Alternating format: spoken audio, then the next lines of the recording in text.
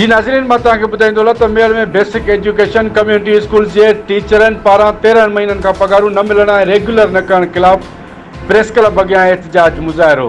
Mayor में basic education community school जे टीचरनि पारां 13 महीननि खां पघारूं न मिलण ऐं रेगुलर न करण ख़िलाफ़ टीचर्स अॻवान आपा, सुगरा चना, नुसरत अब्बासी, सलीम चांडियो, हबीबा चांडियो ऐं ॿियनि जी अॻवानी में मेयर प्रेस क्लब अॻियां एहतजाज जी मुज़ाहिरो कयो वियो। हिननि मीडिया सां ॻाल्हाईंदे चयो त हीउ इदारो 1988 में शहीद मोहतरमा बेनज़ीर भुट्टो खोलियो हुयो, जेको मुसलसिल हली रहियो आहे। असीं सभु टीचर ॿारनि खे तालीम ॾेई रहियो आहियूं। हिननि चयो त हिन महांगाई जे दौर में असां टीचरनि खे सिर्फ़ु 8,000 रुपया पघार ॾिनी पई वञे, जॾहिं त असीं पंहिंजो कमु महिनत ऐं ईमानदारी सां सरअंजाम ॾेई रहियूं आहियूं।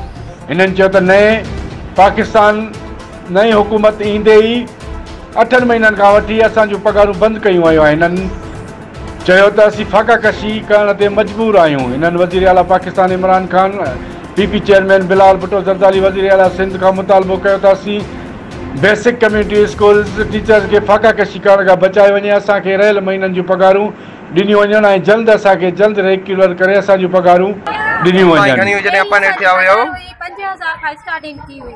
पहिरीं जेका पघार असांजी हुई 5,000 खां, तॾहिं बि असां हिनमहिल ॾिठो वञे केॾी महांग पए, तॾहिं जे ॿारनि खे पढ़ायूं था सिर्फ़ु इन लाइ ग़रीबनि जा ॿार पढ़नि। ही आवाम जा ॿार आहिनि, ही छा आवाम जा ॿार न आहिनि? ही छा हुकूमत जो इन ते तवज्जो न? जैसे कि हमने आज एक स्ट्राइक की थी basic education community school teachers के हवाले से, वो पूरे पाकिस्तान में 12,704 स्कूल है।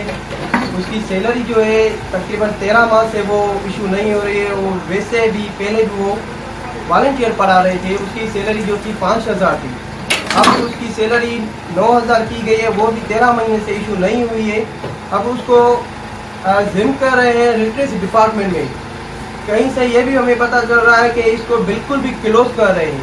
हमने ये छोटा सा जो है हमने आज वॉक रैली निकाली है मेयर तालका में, और ये हमारा बेसिक एजुकेशन कम्युनिटी स्कूल्स का एक इत्तेहाद बन चुका है, जो हम ये अपने राइट्स जो लेके जाएंगे इस्लामाबाद तक धरना लगाएंगे और हम अपने ये राइट्स लेके रहेंगे। कैमरामैन दीदार मयसर सां गॾु अब्दुल वहीद मयसर, रिपोर्टर सोच टीवी न्यूज़ मेयर।